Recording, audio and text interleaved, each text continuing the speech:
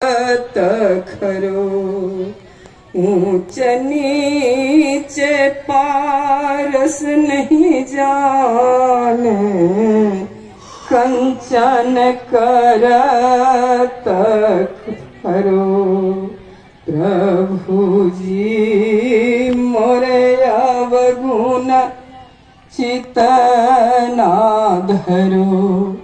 जी ने वहीं पर यानी गुरु पूर्णिमा का कार्यक्रम किया था और आखिरी दिन ये कहा कि बच्चा ये 88,000 ऋषियों की तपोभूमि है, यहीं से सतयुग के अंकुरन निकलेंगे। वो प्रेमियों के अंकुरन आसमान में निकलेंगे। सबका आधार धरती है। इसी आदेश का पालन करते हुए मैंने नैमिषारण्य की 88,000 ऋषियों की तपोभूमि के तो आपकी गाड़ी कमाई से खरीदा और वहीं पर 3 आश्रमों का भव्य निर्माण कर दिया। ये काम किसी ने नहीं किया और विवाह सबने बटोरी, अलग अलग दुकानें खोलकर।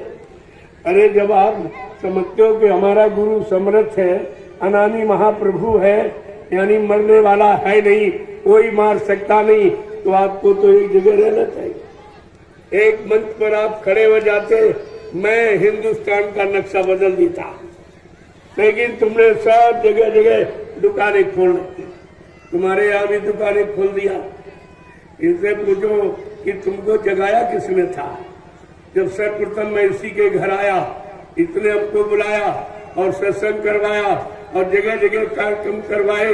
आज ये अलग दुकानें खोले घूम रहा। इससे पूछो, इससे तुमने क्या किया?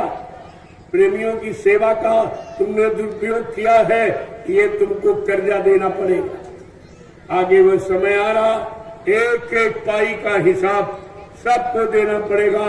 बाबा जी ने क्या कहा था? मैंने एक ऐसा जाल बना रखा, बच्चा छोटी बड़ी मछली कोई नहीं बचेगी जो फंसेगा। तो फंसे ना, ऐसा तो है ही नहीं, तुम बच नहीं सकते। तुमने प्रेमियों की संपत्ति का दुरुपयोग किया, आज भी कर रहे हो। ये तुमको किसने सिखाया था? ये पाठ किसने पढ़ाया था? पहली बात तो सेवा लेने का हमें आपको किसी को अधिकार नहीं है, मांगने का कोई अधिकार नहीं, और मैंने कभी नहीं मांगा और आज भी नहीं मांगता हूँ। जो प्रेमी स्वेच्छा से कहता हमारे पास समय नहीं, हम सत्संग में आपके साथ कैसे चले? परिवार है, बाल बच्चे हैं, खेती है, दुकान है, दफ्तर है, बिजली व्यापार मजदूरी, इसको छोड़कर मैं आपके साथ कैसे चलूं? तो हमने कहा कोई बात नहीं, अगर आपके अंदर श्रद्धा सेवा भाव है तो मैं आपकी गाड़ी कमाई ये नैमिषारण्य में लगा देता हूँ, जहाँ पर बाबा जी ने सतयुग के अंकुरण का इशारा किया था। इसलिए मैंने वहाँ ये काम किया। और आज एक नवीन आश्रम हरदोई में दयाल आश्रम के नाम से यानी मतलब बनने जा रहा है। अगर आप सबको कुछ अपनी गाड़ी कमाई का हिस्सा लगाना है तो आप लगा लीजिए, या चेलों का दर्शन करने। गुरु महाराज का आप मथुरा जाते थे, गुरु की सुनने कि चेलों की सुनने जाते थे। गुरु की आप लोग मथुरा जाते थे, गुरु की मानने कि चेलों की मानने जाते थे। गुरु की आप लोग मथुरा जाते थे, गुरु भक्ति करने कि चेला भक्ति करने जाते। गुरु भक्ति और ये सब चेला भक्ति सब कितना गुरु को भूल गए, गुरु के वचनों को भूल गए, गुरु की दया को भूल गए और अपने मान सम्मान में जुट गए। अरे तुमने फकीरी भेष पहना है, टाट बोला तपस्या के लिए पहना है। तुम्हें भजन करना चाहिए, गुरु के वचनों को हमेशा याद रखना चाहिए, अपने जीवन का आधार बनाकर गुरु के वचनों के अनुसार चलना चाहिए। तुम्हारा ये काम था टाटधारियों, और तुम कहाँ भटक गए? अभी तुम्हारे लिए वक्त है, अभी वक्त है गुनाहों से तू तौबा कर ले और फिर न कहना कि हमने सुना था पैगाम नहीं। मैं आपको ये कहने नहीं दूंगा कि मैंने बाबा जी के संदेश को नहीं सुना और नहीं माना, हमें नहीं याद रहा। मैं उन्हीं बच्चों को जो आप भूल गए हो उनको एक बार फिर से याद कराने आया हूँ। मेरा और महाराज से, जोर से बोलो, गुरु महाराज से। सच्चाई को मत छिपाओ।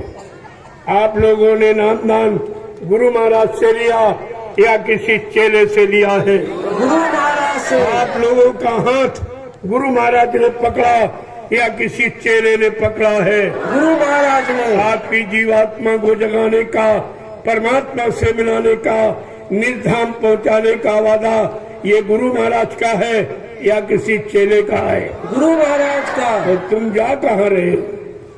नामदान गुरु से लिया, चेला गुरु के बने, हाथ गुरु ने पकड़ा, पार करने का वादा गुरु ने किया और जा रहा है चेलों के पास। ये तुम्हारी बुद्धि में हो क्या है? इसी को कहते हैं विनाशकाले विपरीत बुद्धि। जब जिनका विनाश होने को होता है उनकी बुद्धियां विपरीत दिशा में काम करती। या ऐसा काम यानी समय का महापुरुष करके दिखाएगा। इसी चमत्कार को दुनिया नमस्कार करेगी। ये सब आपके सामने होगा। तो आपने कल कि हिंदुस्तान में अगर कोई धार्मिक व्यक्ति होता तो इन महिलाओं को अपने सिर पे कलश रखकर और धर्म नीति दिखाकर और जलाकर ये करने की क्या जरूरत थी? यह सब परिचय मैंने आपके सामने किया। अब कल आपने देखा काम कोई नहीं कर सकता। और तीसरा है झंडा। सबके पास दो और भी है। तमाम दुकान लगाने वाले भी जय गुरुदेव नाम का झंडा लिए, ये भी लिए घूम रहे, लेकिन ये काम नहीं करा सकते। जो काम मैं झंडे से करा रहा हूँ, यहाँ पर दो झंडे गाड़े गए, एक महिलाओं के लिए, एक पुरुषों के लिए। जय गुरु प्रभु नाम का, ये प्रभु का झंडा, ये किसी आरटी पार्टी का, ये स्वार्थ लोभ लालच, ये मान सम्मान अधिकार का झंडा नहीं, ये प्रभु नाम का झंडा और सबकी मुसीबत आपत्ति बीमारियों को दूर करने वाला। आप इसकी परिक्रमा करके तो देखिए, आपको सच्चाई मिल जाएगी। सच्चाई कहाँ है कि झंडे के नीचे सच्चाई और दे आपकी समझ में झंडे की पहचान आ जाएगी। कोई धोखा नहीं दे सकता। मैंने सारे धोखे आपके खत्म कर दिए और आप न करो, न लाभ ले पाओ तो आपकी बात। ये झंडा गड़ा हुआ, आप उसकी परिक्रमा, तब तक मैं आपका मुर्दाबाद कौन खाता?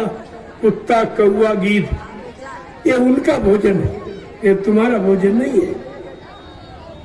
आपने अपना भोजन छोड़ दिया, बीमारियों ने आपको घेर लिया, परेशानियों ने घेर लिया, लड़ाई झगड़े में आप चले गए, आपकी बुद्धि खराब हो गई, आपस में लड़ने झगड़ने लगे, मार काट हिंसा करने लगे, चोरी डकैती व्यभिचार उपचार आप करने लगे, माँ बहन बेटी की पहचान खत्म हो गई।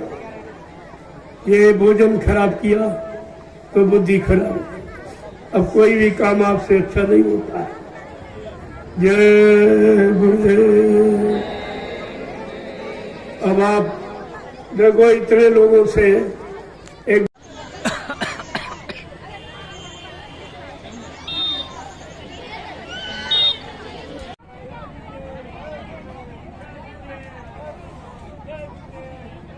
नहीं गैलरी में रस है पंखा रखे पर डाल दीजिए।